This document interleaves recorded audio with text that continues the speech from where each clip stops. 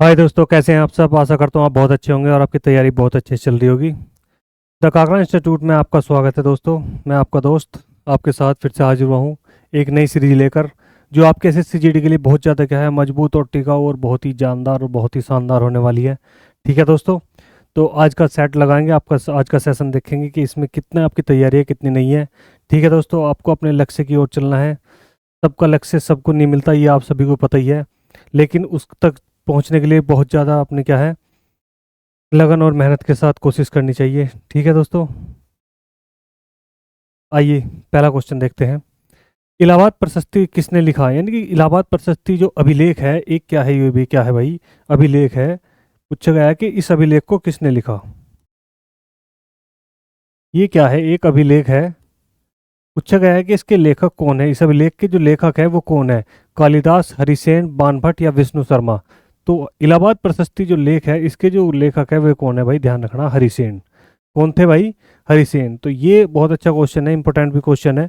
ऐसे क्वेश्चनों पर आपको खासकर क्या है, फोकस रखना है। ठीक है भाई, बात समझ में आ गई, बहुत बढ़िया। नेक्स्ट क्वेश्चन देखेंगे। भारत में हरित क्रांति के जनक कौन है ना। हरित क्रांति जो है किससे संबंधित है, तो यानी कि कृषि से क्या है भाई, संबंधित है। किससे संबंधित है, कृषि से। तो भारत में पूछा गया है कि यानी कि जो कृषि की जो चलाई है, उस पर ज़्यादा जोर दिया है या इसमें सबसे ज़्यादा जो योगदान दिया है, तो वो किसने दिया है। कहने का मतलब ये हुआ। तो भारत में हरित क्रांति के जनक कौन है। M S Swaminathan, Verghese Kurien, Norman Borlaug या फिर होमी भाभा। तो कौन है भाई, एम एस स्वामीनाथन। ये आप सभी को पता ही है बहुत अच्छे से, फिर भी आप क्या रखें, इसको तैयार रखें क्वेश्चन को। अगला क्वेश्चन है, कच्छ का रण किस राज्य में स्थित है ना। कच्छ का रण किस राज्य में स्थित है। कच्छ का रण क्या है, मैं बता दूं आपको, यानी कि नमक का पहाड़, ऐसे मैं बोल सकता हूँ, नमक का पहाड़ या रेगिस्तान, जो भी आप बोल लोगे। सॉरी, नमक का पहाड़ आप इसको कह सकते हो, या फिर आप उसको नमक का रेगिस्तान बोल सकते हो। ठीक है। तो पूछा गया कि कच्छ का रण किस राज्य में स्थित है। राजस्थान, गुजरात, महाराष्ट्र, हरियाणा। तो कहाँ पर है भाई कच्छ का रण। तो कच्छ का रण है कहाँ पर भाई, गुजरात में। ठीक है, ध्यान रखना। कच्छ के रण में कौन सी नदी बहती है। नदी बहती है, तो वो कौन सी है, वो ध्यान रखना, वो है भाई लूनी नदी। ठीक है, अगला क्वेश्चन भी यही बनेगा कि कौन सी नदी कच्छ के रण में समाप्त हो जाती है। कच्छ के रण में समाप्त हो जाती है, तो वो भी कौन सी है, ध्यान रखना, लूनी नदी।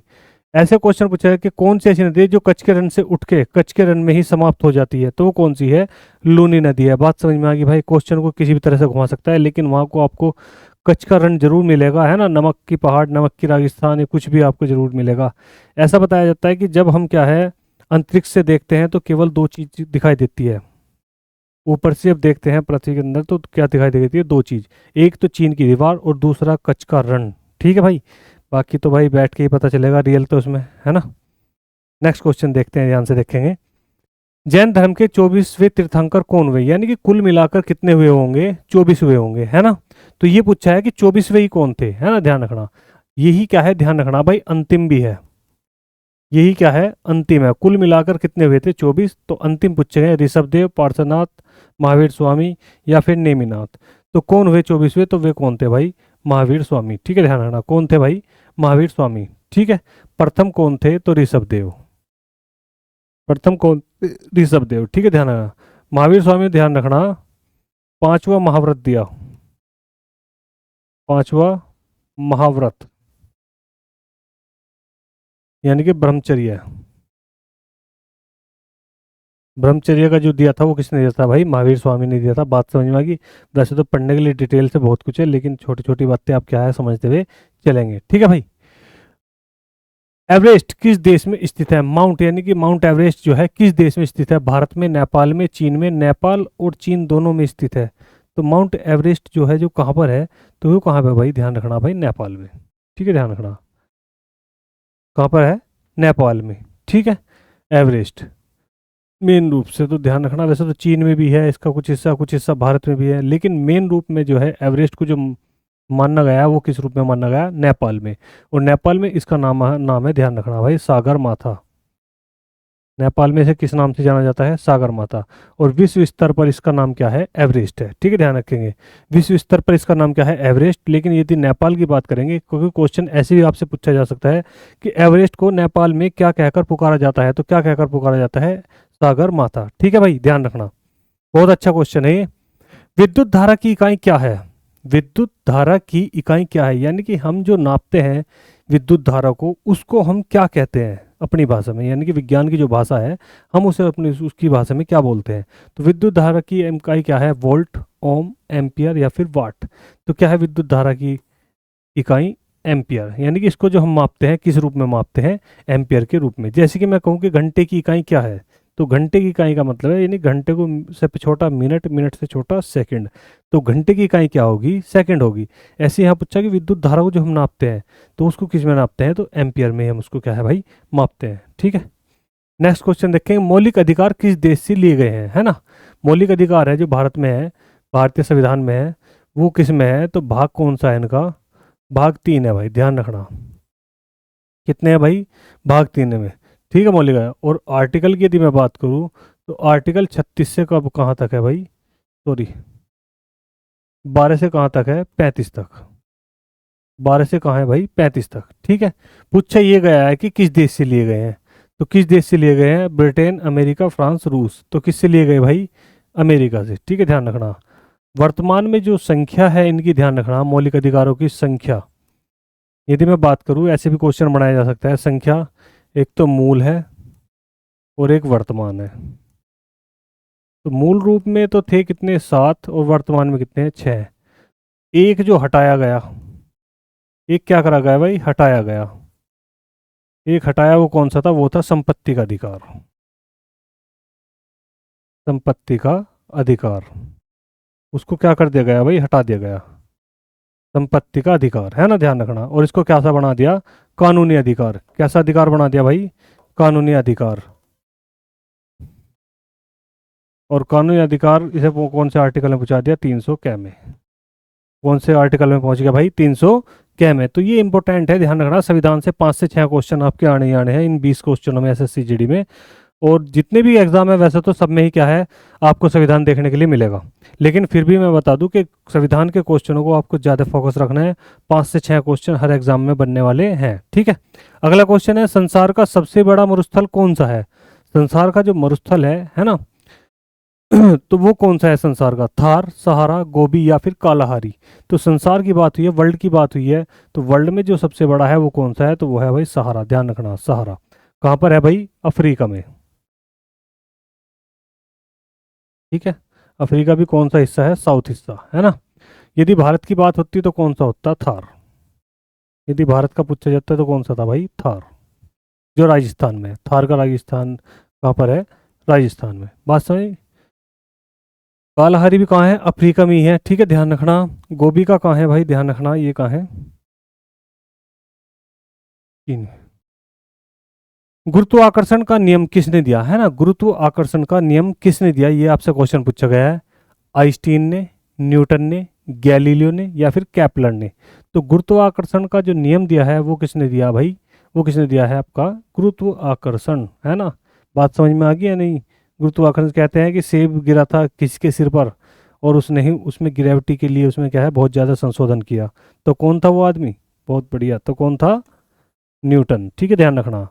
कौन था भाई? न्यूटन। तो गुरुत्वाकर्षण का नियम किसने दिया था? वो किसने दिया? न्यूटन ने। ठीक है, ध्यान रखना। बात समझ में आ गई भाई? गुरुत्वाकर्षण, है ना, गुरुत्वाकर्षण का मान यानी कि जी का मान कितना है? यानी कि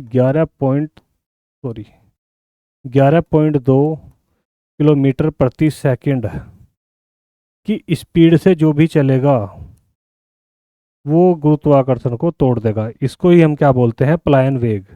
तो आपसे पूछा जा सकता है प्लायन वेग का मान कितना होता है?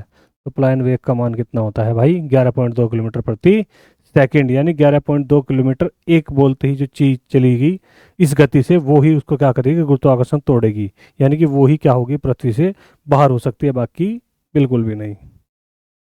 नेक्स्ट क्वेश्चन देखेंगे ध्यान से भाई। बुलंद दरवाजा किसने बनवाया था? है ना, बुलंद दरवाजा। तो अकबर, शाहजहां, औरंगजेब, बाबर। मैंने पहले बताया था कि मुगल काल की स्थापत्य कला से आपका एक क्वेश्चन जरूर देखने को मिलेगा, क्योंकि सबसे ज़्यादा जो स्थापत्य कला देखने को मिली है वो किस में है, या तो दिल्ली सल्तनत में या फिर कहाँ, मुगल काल में। ठीक है, क्योंकि मुगल काल में क्या है, बहुत चीज़ों का क्या है, बदलाव हुआ। तो आपको खासकर ध्यान रखना है इन चीज़ों का भाई। तो बुलंद दरवाजा किसने बनवाया था, तो किसने बनवाया था भाई, वो अकबर ने। ठीक है, ध्यान रखना। बात समझेगी। कहाँ पर बनाया था, फतेहपुर सीकरी में। फतेहपुर सीकरी में बुलंद दरवाजे का निर्माण कराया था। ध्यान से देखेंगे, इंसुलिन किस अंग से बनता है। इंसुलिन जो है एक क्या है, अंदरूनी सिस्टम है ना इंसुलिन। तो पूछा गया कि किस अंग से बनता है इंसुलिन जो है, किस अंग से बनता है। इसमें भी दोनों बात है, अंतःस्रावी भी और बाह्यस्रावी ग्रंथियों में जो है काम करता है इंसुलिन का, लेने का भी और देने का भी। ठीक है, ध्यान रखना।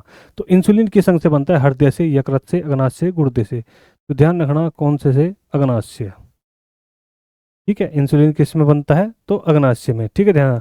अंतः और बाह्य दोनों कार्य करता है, अंतः प्लस बाह्य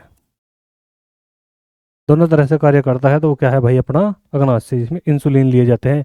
इंसुलिन के जो इंजेक्शन होते हैं वो क्या है, नाभि में लगाए जाते हैं, है ना। कहाँ लगाए जाते हैं, नाभि में। ठीक है। यूनेस्को का मुख्यालय कहाँ है, यूनेस्को का मुख्यालय कहाँ है, लंदन में, पेरिस में, न्यूयॉर्क में या फिर जिनेवा में। तो यूनेस्को का जो मुख्यालय है वो कहाँ है भाई, न्यूयॉर्क में, है ना। ये तो सीधे सिस्टम है मुख्यालय के, कभी कभी क्वेश्चन आते हैं कभी नहीं।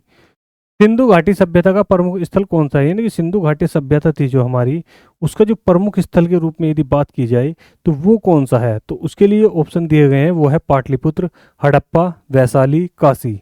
तो आप सभी को पता ही है कि सबसे ज़्यादा जो फेमस रहा तो वो कौन सा है, हड़प्पा। क्योंकि हड़प्पा को भी क्या है, सभ्यता का रूप दिया गया है ना। हड़प्पा को भी क्या है, सभ्यता रूप दिया, क्योंकि इसमें जो है सबसे ज़्यादा क्या हुई थी, खुदाई हुई थी यहाँ पर। ठीक है, बात समझ में आ गई। तो सिंधु सभ्यता का जो सबसे प्रमुख स्थल के रूप में जो आता है तो वो कौन सा है, हड़प्पा सभ्यता। ठीक है भाई। अगला क्वेश्चन देखेंगे, ध्यान से समझेंगे। लोकसभा का अधिकतम कार्यकाल कितना होता है, यानी कि लोकसभा में जो सदस्य हैं उनका जो कार्यकाल है वो कितने समय का लिए होता है, ये आपसे क्वेश्चन पूछा गया है। तो लोकसभा का अधिकतम कार्यकाल कितना होता है, 4 वर्ष, 5 वर्ष, 6 वर्ष, 7 वर्ष। तो कितना होता है भाई, 5 वर्ष। ठीक है, ध्यान रखना कितना होता है, 5 वर्ष। ये कार्यकाल किसका है भाई, ये है राज्यसभा का। किसका है भाई, राज्यसभा का। ठीक है, कितना, 6 वर्ष। बात समझ आ गई, कोई डाउट। बहुत बढ़िया। विश्व का सबसे ऊंचा जलप्रपात कौन सा है, ठीक है, ध्यान रखना। विश्व का सबसे ऊंचा जलप्रपात कौन सा है, जलप्रपात यानी कि झरना मानिए एक तरीके से, है ना। जलप्रपात यानी कि जल का गिरना। तो वो जो विश्व में सबसे ज्यादा ऊपर है, विश्व की बात करी गई है। ठीक है, तो विश्व में जो सबसे ऊपर है वो कौन सा है, नियाग्रा, एंजल, विक्टोरिया या फिर जोग। तो विश्व का जो सबसे ऊंचा जलप्रपात है वो कौन सा है, एंजल। कहाँ पर है, वेनुजुएला में। कहाँ पर है भाई, वेनुजुएला। ठीक है, ध्यान रखना। जोग जलप्रपात कहाँ है, वो कहाँ है, अपने भारत में। जोग या गुरस्पा आपको लिखा मिलेगा, है ना, गुसस्पा भी लिखा मिल जाता है, गुरस्पा भी लिखा मिल जाता है। तो वो अपना कहाँ है, भारत में है। अगला क्वेश्चन आपके लिए बहुत ज़्यादा इंपॉर्टेंट है, किससे है, संविधान से रिलेटेड है, तो समझेंगे। मौलिक कर्तव्य किस संशोधन से जोड़े गए, है ना। मौलिक कर्तव्य किस संविधान संशोधन से जोड़े गए, मौलिक कर्तव्य क्या करे गए, जोड़े गए। यानी कि सच्चाई तो यह है कि मूल रूप में, मूल संविधान में नहीं थे, है ना। इसका मतलब जोड़े गए तो मूल संविधान में नहीं थे, क्योंकि इससे क्वेश्चन बनता है भाई। ये क्वेश्चन पूछा कि मूल संविधान में कितने मौलिक कर्तव्य थे, तो मूल संविधान में तो मौलिक कर्तव्य थे ही नहीं, इनको तो क्या करा गया था भाई, जोड़ा गया था, है ना। मूल संविधान में नहीं थे, इन्हें जोड़ा गया था। तो किस संविधान संशोधन द्वारा जोड़ा गया, 42वें, 44वें, 52 या 61वां संविधान संशोधन। तो किस संविधान संशोधन जोड़ा गया था, तो इन्हें जोड़ा गया था भाई 42वें संविधान संशोधन द्वारा। बहुत इंपॉर्टेंट है, ध्यान रखना। मौलिक कर्तव्यों की संख्या वर्तमान में कितनी है, संख्या में ध्यान रखना कितनी है। पहले कितनी थी, मूल नहीं लिख सकते, पहले और वर्तमान, ध्यान रखना। तो पहले थी 10 और वर्तमान में कितनी है, 11। ठीक है, ध्यान रखना। बात समझ में आ गई भाई, कोई दिक्कत तो नहीं।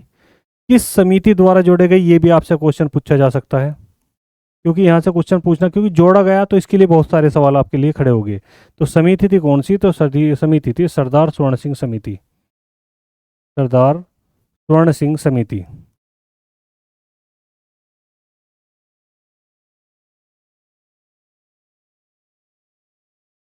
बात समझ में आ गई भाई? अच्छा क्वेश्चन है, ऐसे क्वेश्चन को आप बिल्कुल रेडी रखें, बहुत अच्छे से तैयार रखें, ठीक है। अगला क्वेश्चन ध्यान से समझेंगे। अशोक किस वंश से संबंधित है? यानी कि अशोक जो थे एक राजा हुए अपने यहाँ पे भारत में, महान राजा हुए, तो वो जो थे किस वंश से संबंधित थे, ये आपसे क्वेश्चन पूछा गया है। इसके लिए आपके पास ऑप्शन में है मौर्य वंश, गुप्त वंश, कुषाण वंश या फिर नंद वंश, ठीक है, ध्यान रखना। यदि मैं बात करूं अशोक की बात करूं तो किस वंश से थे, तो किस से थे भाई? मौर्य। अब आप कहोगे कि मौर्य कैसे सर? तो मौर्य कैसे थे, बात को समझेंगे ध्यान से। सबसे पहले कौन हुए? चंद्रगुप्त।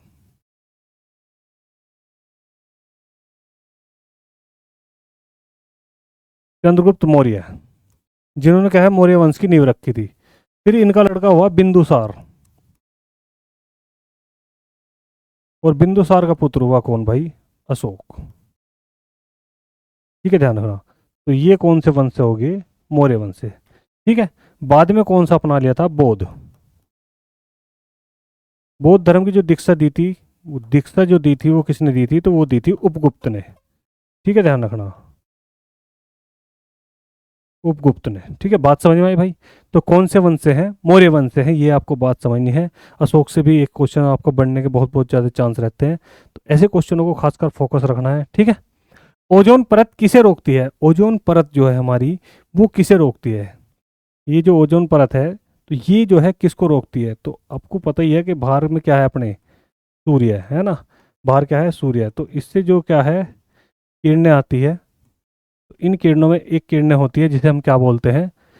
कौन सी किरणें? इंफ्रारेड, पैराबैंगनी किरणें, एक्स किरणें या फिर गामा किरणें। तो वो जो किरणें आती है वो कौन सी होती है भाई? पैराबैंगनी किरणें, ठीक है, ध्यान रखना। कौन सी भाई? पैराबैंगनी किरणें। कौन सी किरणें हैं ये? पैराबैंगनी। अगर ये अंदर आ जाए, अगर ये अंदर आ जाए तो कौन सा रोग होगा? तो ध्यान रखना, कैंसर। आपने सुना होगा कि पैर ओजोन, इसमें क्या है? ओजोन परत में एक छिद्र है, जिसके कारण क्या है अंदर की ओर क्या है भाई? सूर्य किरणें आ रही। और आज के टाइम में आप केस भी सुनते जा रहे होंगे कि सबसे ज़्यादा जो केस बन रहे किसके बन रहे? कैंसर के बन रहे, ठीक है ना। एक तो हार्ट हार्ट अटैक, और दूसरा कैंसर। हार्ट अटैक का मतलब है कि हम खाना किस तरह का खा रहे हैं, उसके साथ में हम किस तरह की वसा ले रहे हैं, तो वो तो हार्ट अटैक हो गया। दूसरा है कैंसर। कैंसर के लिए ध्यान रखना, जल प्रदूषण भी मान्य है, लेकिन सबसे ज़्यादा जो असर है वो किसका है? पैराबैंगनी किरणों का है, ठीक है भाई, ध्यान रखना। नेक्स्ट क्वेश्चन देखेंगे, राष्ट्रपति का कार्यकाल कितना होता है? हमारे जो राष्ट्रपति बनते हैं उसका कार्यकाल कितना होता है? बिल्कुल सीधा सिंपल क्वेश्चन है। तो कितना होता है भाई? 5 वर्ष, है ना। इनको हटाया जाता है किसके द्वारा? महाभियोग प्रक्रिया। महाभियोग की प्रक्रिया द्वारा इनको क्या करा जाता है भाई? महाभियोग प्रक्रिया द्वारा क्या करा जाता है? हटाया जाता है। महाभियोग प्रक्रिया द्वारा क्या करा जाता है भाई? हटाया जाता है ना। महाभियोग प्रक्रिया द्वारा क्या करा जाता है? हटाया जाता है। किस आर्टिकल के तहत? ये भी आपसे पूछा जा सकता है। तो कितना? 61। कौन से आर्टिकल के तहत? 61, ठीक है। इसी तरह से आप क्या है क्वेश्चन को अपना रेडी रखते रहे, है ना, बात बात में क्या है उसको घुमाते रहे फिरते रहे। अगला क्वेश्चन है, चंद्रयान 1 कब लॉन्च हुआ था? यानी पहली बार जब चंद्रयान मिशन हुआ था तो वो कब लॉन्च किया गया था? ये आपसे क्वेश्चन पूछा गया है। 5 में, 8 में, 10 में या फिर 13 में? तो वो जो हुआ था वो कब हुआ था? 2008 में, ठीक है, ध्यान रखना। कब हुआ था भाई? 2008 में क्या है चंद्रयान मिशन जो हुआ था प्रथम, वो शुरू हुआ था, ठीक है। अगला क्वेश्चन है, ध्यान से समझेंगे। सारनाथ किस धर्म से संबंधित है? सारनाथ क्या है? एक जगह है, और फेमस रही किस समय में, ये पूछना है। यानी कि किस धर्म के समय में ये क्या रही? फेमस रही। जैन में, बौद्ध में, हिंदू में और सिख में। तो आप सभी को पता ही है कि कौन से धर्म में? बौद्ध धर्म में। क्योंकि सारनाथ में क्या है? पहला उपदेश दिया था। पहला क्या दिया था भाई? उपदेश। किसने दिया था भाई? गौतम बुद्ध ने। किसने दिया था? गौतम बुद्ध ने। तो जब गौतम बुद्ध ने दिया था पहला उपदेश, तो वो कौन से धर्म से हुआ? बौद्ध धर्म से। और पहले उपदेश को ही क्या कहा गया था? धर्म चक्र परिवर्तन। धर्म चक्र परिवर्तन किसको कहा गया था? पहले उपदेश को कहा गया था। किस, यानी कि धर्म चक्र परिवर्तन कहने का मतलब है कौन सी भाषा है? ये पाली भाषा, ठीक है, ध्यान रखना। कौन सी भाषा है भाई? पाली भाषा। यानी कि बौद्धों की भाषा क्या थी? तो पाली, ठीक है, बहुत बढ़िया। नेक्स्ट चलेंगे, CO2 गैस का उपयोग किस में होता है? यानी कार्बन डाइऑक्साइड का जो मुख्य रूप से उपयोग है वो किस रूप में है? यहाँ देखना है 4 ऑप्शन के हिसाब से। श्वसन करने में, प्रकाश संश्लेषण में, पाचन करने में या रक्त संचार में। तो CO2 कार्बन डाइऑक्साइड का आपको पता ही है कि लेते हैं इसे? प्रकाश संश्लेषण में, बहुत बढ़िया। किस में भाई? प्रकाश संश्लेषण में। बहुत अच्छे, है ना। तो CO2 गैस का जो उपयोग किया जाता है किस रूप में किया जाता है? प्रकाश संश्लेषण में मुख्य रूप से कार्य किया जाता है। श्वसन के रूप में भी होता है, छोड़ी जाती है फिर ली जाती है, ठीक है। लेकिन मुख्य रूप से जो है ऑप्शन के हिसाब से वो कौन सा है? प्रकाश संश्लेषण है। अगला क्वेश्चन है, भाखड़ा नागल बांध किस नदी पर स्थित है? भाखड़ा नागल जो बांध है वो किस नदी पर स्थित है? गंगा नदी पर, यमुना नदी पर, सतलज नदी पर या फिर नर्मदा नदी पर? तो किस पर है? सतलज नदी पर, ठीक है, ध्यान रखना। किस नदी पर है भाई? सतलज नदी पर। नेक्स्ट क्वेश्चन देखेंगे, रक्त में हीमोग्लोबिन का कार्य क्या होता है ना। रक्त में हमारे क्या है, जो हीमोग्लोबिन होता है, जिसके कारण क्या है, रंग क्या होता है, रक्त का रंग लाल होता है, वो किस कारण होता है? हीमोग्लोबिन के। तो हीमोग्लोबिन का जो कार्य है रक्त के अंदर वो क्या है, वो आपको बताना है। कार्य क्या कर रहा है वो तो उसका प्रभाव है। रक्त में हीमोग्लोबिन का होने से क्या हो रहा है? रक्त का रंग लाल हो रहा है, लेकिन वो कार्य क्या करता है हीमोग्लोबिन, ये यहाँ पे पूछा गया है। भोजन का पचाना, ऑक्सीजन ले जाना, हार्मोन बनाना या फिर पानी बनाना? तो रक्त में क्या बनाना भाई? ऑक्सीजन ले जाना। ऑक्सीजन ले जाने का जो कार्य है वो किसका है? हीमोग्लोबिन। और इसके कारण ही क्या है भाई? रक्त का रंग। रक्त का रंग कैसा है भाई? लाल, ठीक है, ध्यान रखना। रक्त का रंग कैसा है? लाल है। बात समझ में आ गई भाई? बहुत बढ़िया। नेक्स्ट क्वेश्चन देखेंगे ध्यान से। अलाउद्दीन खिलजी किस वंश का था, है ना। अलाउद्दीन खिलजी किस वंश का था? ये तो नॉर्मल सा क्वेश्चन दिखाई दे रहा भाई आपको, है ना। किस वंश का था? खिलजी, है ना। मैंने आपको बताया था, एक ट्रिक भी बताई थी, गुड़ खा तसले में, है ना। गुड़ खा तसले में। ये गुड़ इसलिए बनाया, नहीं तो इसको हटा दिया तो मामला खराब हो जाएगा, है ना। तो गु से क्या बन जाएगा? गुलाम वंश पहला, फिर खिलजी वंश, फिर है तुगलक वंश, फिर सैयद वंश, फिर लोधी वंश और उसके बाद मुगल। यहां तक क्या है? दिल्ली सल्तनत। बात समझ में आ गई भाई? तो ऐसी चीजों का ध्यान रखना। ये तो नॉर्मल सा क्वेश्चन है कि अलाउद्दीन खिलजी किस वंश का था, दिख रहा है किसके वंश का था भाई? खिलजी वंश का था। ऐसे क्वेश्चन होगा तो कोई बात नहीं, लेकिन फिर भी आपको पता होना चाहिए। तो अगला क्वेश्चन है भाई, जापान की राजधानी क्या है? जापान की राजधानी क्या है? राजधानी से मुद्रा से क्वेश्चन आपके क्या है, बहुत ज़्यादा मिलते हैं क्वेश्चन, है ना। ये क्वेश्चन तो बहुत ज़्यादा फेमस रहा है SSC GD का अब तक का, ठीक है। तो जापान की राजधानी क्या है? बीजिंग, सियोल, टोक्यो या फिर बैंकॉक? तो क्या है भाई जापान की राजधानी? टोक्यो। और ध्यान रखना इसकी मुद्रा भी पूछ ली जावे, इसी की ज़्यादातर पूछी जावे। तो मुद्रा है इसकी येन। मुद्रा क्या है भाई? येन, ठीक है। तो ऐसे क्वेश्चनों को खासकर ध्यान रखना है। एक क्वेश्चन इसका भी बनने के पूरे पूरे चांस रहे हैं भाई, मुद्रा से और राजधानी से, ठीक है। विद्युत प्रतिरोध की इकाई क्या है ना। विद्युत प्रतिरोध यानी कि लिप चिप वाला सिस्टम जो है, विद्युत प्रतिरोध की इकाई क्या है? वोल्ट, ओम, एम्पियर, वाट। तो क्या है? यानी कि झटका। एम प्रतिरोध का मतलब क्या है? यही चीज में क्या है, चलते में प्रतिरोध, रोध मतलब रुकना। तो विद्युत यानी कि रुक रुक के जो चलेगी, फिर उसे हम किस चीज में मापेंगे, ये कहने का मतलब है। तो विद्युत प्रतिरोध की इकाई क्या है, ये आपसे क्वेश्चन पूछा गया है। तो विद्युत प्रतिरोध की जो इकाई है वो क्या है? वोल्ट, ओम, एम्पियर या फिर वाट। तो विद्युत प्रतिरोध की क्या है भाई? ओम, ठीक है। ये आपने साइन बना हुआ भी देखा होगा बहुत सी चीज़ों भाई, ये ओम का नियम हो, ठीक है। ओम का प्रतिरोध, ओम का साइन है। जलियांवाला बाग हत्याकांड कब हुआ? ये क्वेश्चन भी बहुत ज़्यादा क्या है भाई, फेमस है कि जलियांवाला बाग हत्याकांड कब हुआ? 1915 में, 1919 में, 1920 में, 1930 में? तो जलियांवाला बाग हत्याकांड जो हुआ था वो कब हुआ था? 1919 में, ठीक है। बहुत सारे हैं इसके कांड, इसकी आप मेरी पहली वीडियो देखना इसके लिए आप, ठीक है, ध्यान रखना। कौन सी? आधुनिक भारत में जाकर देखना आप, तुर्की की लाश।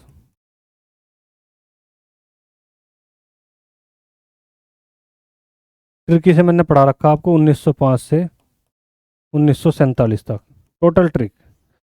4 ट्रिक में काम खत्म, 4 ट्रिक में खत्म है भाई तुम्हारे सन सब। ये सब आप पिछली वीडियो में देख लेना, फिर कभी लाइफ में जरूरत नहीं पड़ने की इंसानों को देखने की, ठीक है। पक्का 100% याद हो जाएंगे, देख लेना आप। अगला क्वेश्चन देखें, विश्व स्वास्थ्य संगठन की स्थापना कब हुई? विश्व स्वास्थ्य संगठन की स्थापना कब हुई, है ना।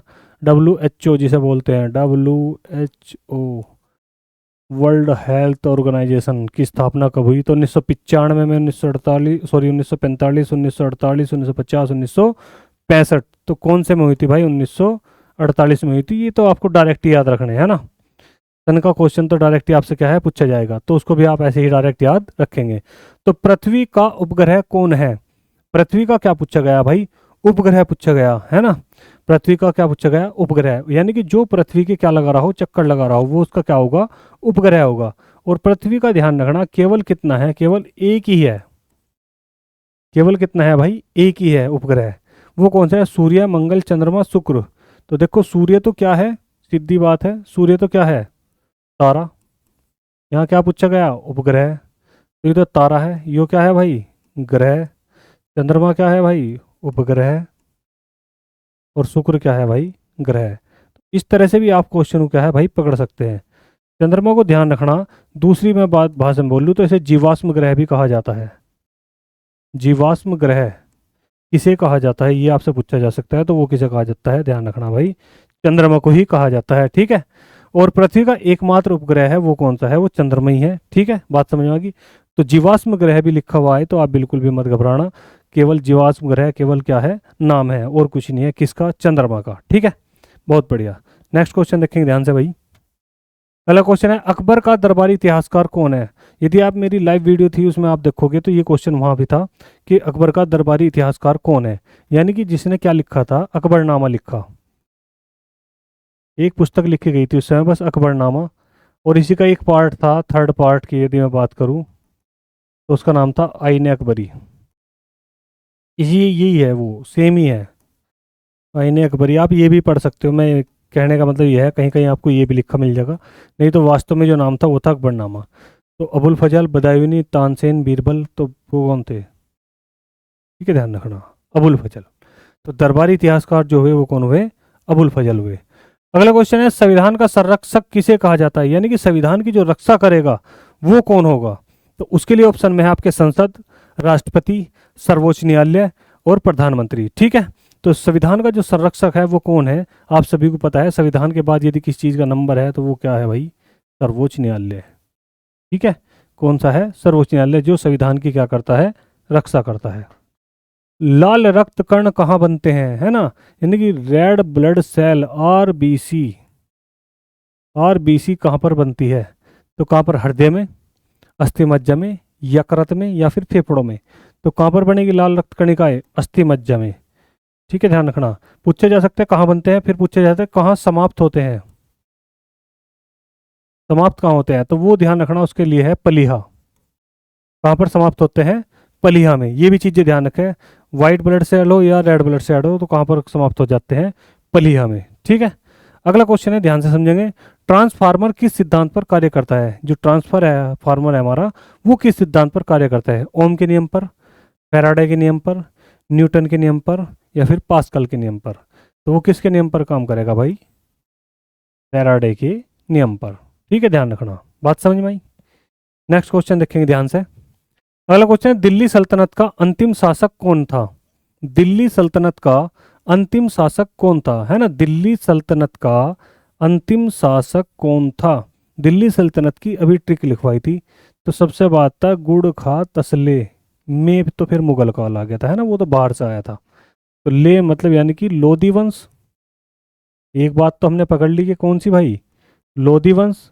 पिछली वीडियो में आप जो इतिहास की मेरी वीडियो बनी हुई है अब उन्हें देखना, स्टोरी के साथ आपको सब चीज़ समझ में आ जाएगी। तो यहाँ आप सबको तीन तो दिख गए, लोधी, एक है खिलजी, तो ये तो खत्म पूरी तरह से। यहाँ कौन सा है ये देखना है। तो लोधी वंश है ना, ध्यान रखना। के बाद कौन सा वंश आया था? मुगल वंश। कौन सा आया था? मुगल। और मुगलों की जो शुरुआत करी थी वो किसने करी थी? बाबर ने। और बाबर ने जब भारत पर आक्रमण करा था तो बाबर का जो पहला युद्ध है वो है पानीपत का युद्ध। कौन सा युद्ध है भाई? पानीपत का युद्ध। बात समझ में आई? पानीपत का युद्ध कब लड़ा गया था? 1526 में, है ना। बाबर का जो पानीपत का युद्ध हुआ था 1526 में, किसके साथ हुआ था? तो वो हुआ था, ध्यान रखना भाई, इब्राहिम लोदी के। किसके? इब्राहिम लोदी के साथ में। और इब्राहिम लोदी की इसमें क्या हो गई थी? मृत्यु। और इसका जो लड़का था वो तो भाग गया था छोड़ के, दो लड़की रही थी, वो आपकी स्टोरी देख लेना, उसमें आराम से मैंने समझा रखा है। तो दिल्ली सल्तनत का अंतिम शासक कौन था? तो वो कौन था भाई? इब्राहिम लोदी। ठीक है, ध्यान रखना, कौन था? इब्राहिम लोदी। बात को पूरी विस्तार से ध्यान रखनी है। एग्जामिनर कहीं से भी कुछ भी क्वेश्चन बना सकता है ना। उसके पास तो बुक ही पता नहीं कौन सी भाई, सारी बुक एक तरफा और उनकी बुक एक तरफा है? ये तो आपको पता ही है। तो इस चीज़ का आप ध्यान रखेंगे, उनकी तो लैंग्वेज ही भाई कुछ अलग ही है। भाई क्या करें भाई, सब कुछ पढ़ना पड़ेगा। स्वदेशी आंदोलन कब शुरू हुआ? देखो ये है स्वदेशी आंदोलन यानी आधुनिक भारत से एक क्वेश्चन है। आंदोलन से भी क्वेश्चनों को खासकर आपको क्या रखना है भाई, ध्यान रखना है। ठीक है, बात समझ में आ रही है? तो आंदोलन पर भी आपको क्या रखना है, फोकस रखना है बहुत ज़्यादा। अगला क्वेश्चन है स्वदेशी आंदोलन कब शुरू हुआ? कब? 1905 में, 1919 में, 1920 में या 1930 में? तो स्वदेशी आंदोलन जो शुरू हुआ था, ध्यान रखना, बंगाल विभाजन के साथ ही हुआ था। बंगाल विभाजन का रूप है ये, बस ये समझ लो। बंगाल विभाजन का ही क्या है ये भाई, रूप है, बस ये समझ लो। तो बंगाल विभाजन अगर आपके याद है, अगर आपने ट्रिक की क्लास देख रखी है तो आपको पता ही है, बंगाल में सूरत फूटी, हमारा दिल्ली, होम कहाँ था, लखनऊ। उसके साथ में मैंने आपको सभी सन समझा रखे हैं, यदि आप चाहो तो देख लेना पीछे की वीडियो, वो बहुत काम आएगी आपके। तो बंगाल विभाजन कब हुआ था? तो वो हुआ था 1905 में। उसी के साथ में एक आंदोलन चला था, स्वदेशी आंदोलन, वो भी कब हुआ था? तो वो कब हुआ था? 1905 में। ठीक है, बंगाल विभाजन की पूरी रिपोर्ट आपको उसमें मिलेगी, बिल्कुल ट्रिक के साथ, बिल्कुल आसान लैंग्वेज में, सभी बातें जितनी की आपको पुस्तक में भी ना मिल पाए, किसी एक पुस्तक में भी ना मिल पाए, इतनी आपको उसमें क्या है, जानकारी मिल ही जाएगी। ठीक है भाई, तो ऐसी चीज़ों का आप खासकर ध्यान रखें, बहुत अच्छे से समझाया हुआ है, उसको भी आप एक बार देख के भाई। ओजोन का रासायनिक सूत्र क्या है ना? ओजोन का रासायनिक सूत्र क्या है? O2, O3, CO2, NO2। तो कौन सा है भाई ओजोन का? तो ध्यान रखना, O3।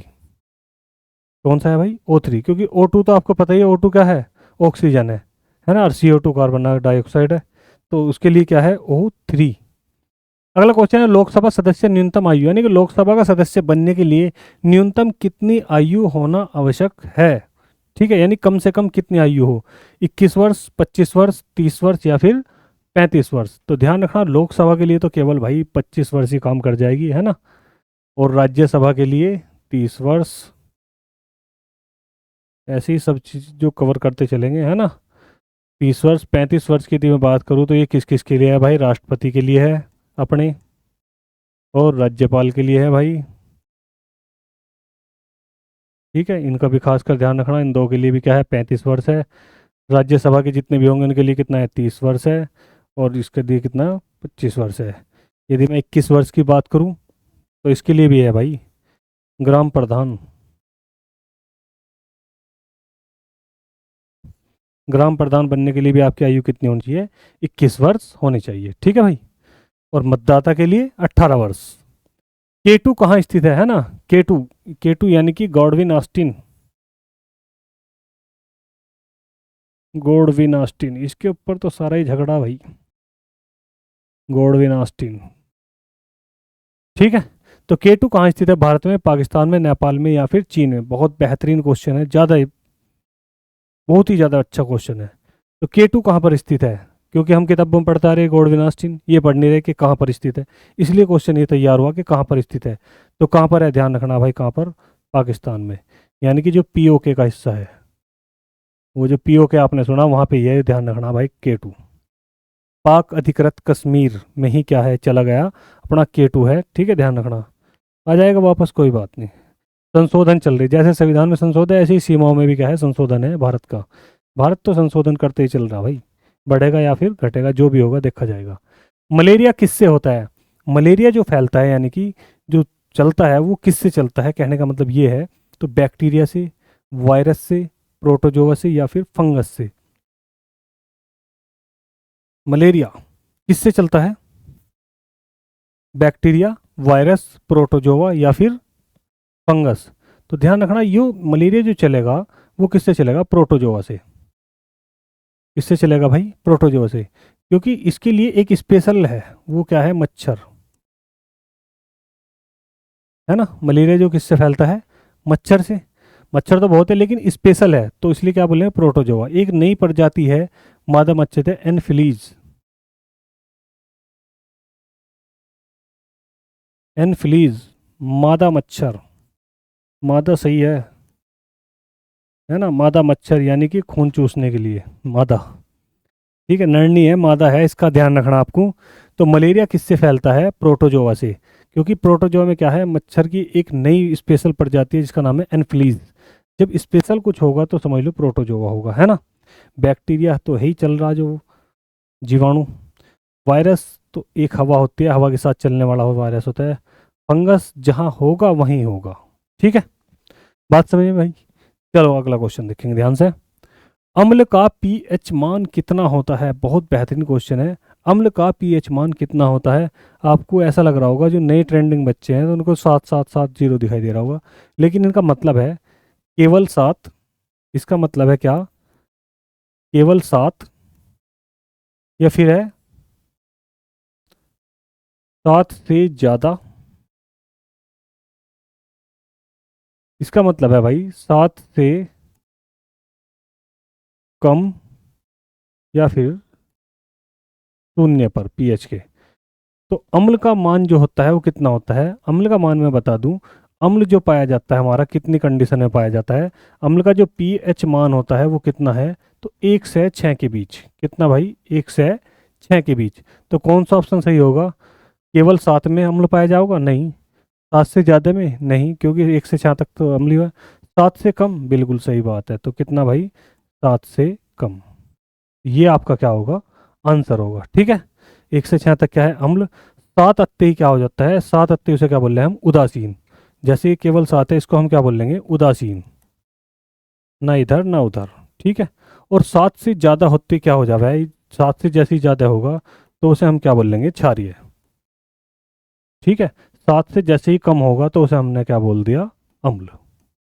बात समझ में आ गई? ये 3 ही कंडीशन है, अम्ल, क्षारीय और उदासीन। बात समझ में भाई? बहुत बढ़िया। नेक्स्ट देखेंगे ध्यान से। समाजवादी धर्मनिरपेक्ष जोड़े गए हैं, है ना, ये शब्द जोड़े गए थे। समाजवादी धर्मनिरपेक्ष और राष्ट्र की अखंडता, एक और था, 3 शब्द थे टोटल, तीनों जोड़े गए। तो किस संविधान संशोधन द्वारा इनको जोड़ा गया? सीधा सिंपल क्वेश्चन है, कौन सा था भाई? 42वां संविधान संशोधन 1976 में इनको क्या करा गया था? जोड़ा गया था। और 42 संविधान संशोधन को ही क्या बोला जाता है? मिनी संविधान। मिनी संविधान भी इसको ही कहा जाता है। और भारत शासन अधिनियम 1935 को भी क्या कहा जाता है? मिनी संविधान ही कहा जाता है। सबसे ज्यादा जो संविधान में संशोधन हुए कौन से हुए? तो 42वें संविधान संशोधन द्वारा हुए, इसलिए उसको क्या है? मिनी संविधान की संज्ञा दी हुई है। ऐसे ही भारत शासन अधिनियम 1935 को भी क्या है? मिनी संविधान कहा गया, क्योंकि उससे जो है लगभग 200 आर्टिकल जू के तू हमने क्या है? लिए हुए हैं। तो डीआरडीओ का मुख्यालय कहाँ पर है ना? मुंबई में, दिल्ली में, बेंगलुरु में, या फिर चेन्नई में? तो डीआरडीओ का जो हमारा मुख्यालय है वो कहाँ पर है? दिल्ली में। ठीक है, मुख्यालय से, राजधानी से और एक मुद्रा से क्वेश्चन आपका सीधा सिंपल बनना ही है। ठीक है भाई, ध्यान रखेंगे इसका। तो मौलिक कर्तव्य किस संशोधन से जुड़े? पिछली बार क्वेश्चन कुछ और था, अब की बार क्वेश्चन शायद कुछ और है ना। तो मौलिक कर्तव्य किस संशोधन से जुड़े? तो आप सभी को पता ही है, तो कौन से द्वारा? 42वां। मैंने पिछले क्वेश्चन में बता ही दिया था इसके बारे में कि मूल संविधान में तो थे नहीं, जब जोड़े गए तो मूल में तो थे नहीं। ये आपसे क्वेश्चन पूछा जाता है कि मूल संविधान में कितने मौलिक कर्तव्य थे? तो कोई नहीं। इनको क्या करा गया? जोड़ा गया था। जब जोड़ा गया था, जब इनकी संख्या कितनी थी? 10। वर्तमान में कितनी इनकी संख्या है? तो 11। किस समिति द्वारा जोड़ा गया? तो जोड़ा गया सरदार स्वर्ण सिंह समिति। यदि पूछ लेगा कि 11वां कौन सा जोड़ा गया, तो 11वां जो जोड़ा गया था वो ध्यान रखना, वो है 6 वर्ष से 14 वर्ष के बच्चे के लिए क्या है? शिक्षा का 61वां संविधान संशोधन हुआ था, वो इसमें फिर से जोड़ा गया। नेक्स्ट क्वेश्चन है भाई, ध्यान से देखेंगे। यमुना का उद्गम कहाँ है ना? यानी कि यमुना जो नदी है वो जो निकली है वो कहाँ से निकली है? गंगोत्री, यमुनोत्री, केदारनाथ, बद्रीनाथ। तो गंगोत्री तो से तो क्या निकली? गंगा। और यमुनोत्री से क्या निकली भाई? यमुना। ठीक है, ध्यान रखना। बात समझ में आ गई? गंगोत्री से गंगा, यमुनोत्री से यमुना। नेक्स्ट क्वेश्चन ध्यान से समझेंगे। रेगुलेटिंग एक्ट कब पास हुआ? रेगुलेटिंग एक्ट कब पास हुआ? 1773 में, 1784 में, 1793 में, या 1813 में?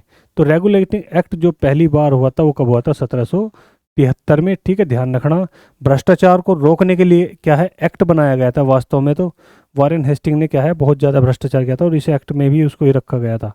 तो 1773 में था, और 1774 इसमें ही क्या हुआ था? घोषणा हुई थी।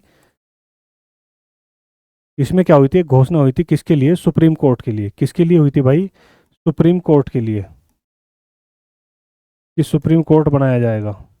ठीक है, और सुप्रीम कोर्ट बना भी था भाई, ध्यान रखना। कहाँ पर? कलकत्ता में। ठीक है, जिसके प्रथम मुख्य न्यायाधीश, जिसके क्या बने थे? मुख्य न्यायाधीश। मुख्य न्यायाधीश, उनका नाम था sir Elijah Impey. Sir Elijah Impey. ठीक है, ध्यान रखना, क्या नाम था उनका? सर एलिजा इम्पे, जो पहली बार क्या है जब कलकत्ता में सुप्रीम कोर्ट बनाया गया था, उनके जो मुख्य न्यायाधीश रखे गए थे वो थे सर एलिजा इम्पे। मुद्रास्फीति को नियंत्रित करने के लिए आरबीआई क्या करता है? मुद्रास्फीति है ना, ध्यान रखना। मुद्रास्फीति करने के लिए क्या करेगा वो? रेपो रेट बढ़ाता है, कर घटाता है, वेतन बढ़ाता है, आयात बढ़ाता है। यानी कि जब क्या हो, लेन देन ज़्यादा हो रहा हो, मुद्रास्फीति का मतलब क्या हो रहा कि लेन देन क्या है बहुत ज़्यादा हो रहा हो, तो उसके लिए, या मुद्रा में क्या है लॉस की कंडीशन बन रही हो, तो ऐसे समय में क्या करा जाएगा? आरबीआई क्या करेगा? तो ऐसे में क्या करता है वो? रेपो रेट बढ़ाता है। ठीक है, ध्यान रखना। यानी कि रेपो रेट क्या होगा? रेट यानी कि दर क्या होगी? बढ़ जाएगी। दर क्या कर दी जाएगी? प्लस कर दी जाएगी, जिससे क्या है कम लेन देन होगा, है ना। जिससे क्या होगा? कम लेन देन होगा, तो फिर उससे क्या है संतुलित हो जाता है मामला सब। जीडीपी में क्या शामिल होता है ना? जीडीपी, जीडीपी आप सभी को पता है, केवल कृषि नहीं, उद्योग नहीं, केवल सेवाएं, केवल तो नहीं है, सभी अंतिम वस्तुएं हैं ना, जीएसटी जिसे बोल रहे हैं हम, जीडीपी में वही मिलेगा। सभी अंतिम वस्तुएं और सेवाएं सब क्या है इसके अंतर्गत रख ली जाती है। ठीक है, नेक्स्ट क्वेश्चन है भाई, राजकोषीय घाटा क्या होता है ना। राजकोषीय घाटा क्या होता है? यदि हमें घाटा निकालना है तो क्या होगा, ये पूछा। राजकोषीय घाटा, आय में से क्या घटाओगे? व्यय घटाओगे, तो राजकोषीय घाटा होगा? नहीं, आय से नहीं। यदि व्यय से हम क्या घटाएं? आय। ठीक है, तो फिर क्या होगा? राजकोषीय घाटा निकल के आपके सामने आ जाएगा। यही इसका क्या है, ध्यान रखना भाई, सूत्र है। यही इसका क्या है? सूत्र है। राजकोषीय घाटा निकालने से होता है कि व्यय जितना हमने खर्च कर दिया उसमें से हम क्या कर देंगे, क्या करेंगे? आय घटा देंगे, तो घाटा निकल के आ जाएगा, है ना। बस ये क्या है? राजकोषीय घाटा, यानी कि व्यय ज़्यादा है आय कम, व्यय ज़्यादा है आय कम, इसे हम क्या बोलेंगे? राजकोषीय घाटा। मौद्रिक नीति यानी कि मॉनेटरी पॉलिसी कौन निर्धारण करता है? मौद्रिक नीति जो बनाएगा वो कौन बनाता है? वित्त मंत्रालय, आरबीआई, संसद या नीति आयोग? नीति आयोग का काम तो योजना बनाना है, संसद का काम है राज्यसभा लोकसभा से, वित्त मंत्रालय कार्य करता ही है संसद के अनुसार, राष्ट्रपति के अनुसार। तो मौद्रिक नीति कौन बनाता है भाई? आरबीआई। तो ये था आज का सेशन दोस्तों, 50 क्वेश्चन का। आपको देखना है कि अब तक आपने कितना इसके लिए क्या है, आप कितने तैयार हो, ये सब आपके क्वेश्चन तैयार है या नहीं है। यदि है तो आप मुझे कमेंट बताइए कि मैं इसका लेवल और ज़्यादा बढ़ाऊं। ठीक है, ताकि आपको आने वाले पेपर में कोई भी परेशानी ना हो। तो लगे रहिए अपनी तैयारी में, मिलते हैं अगली वीडियो में, तब तक के लिए धन्यवाद।